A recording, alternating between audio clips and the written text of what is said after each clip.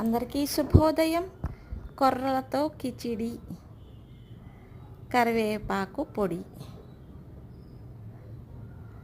copy కొట్టాను,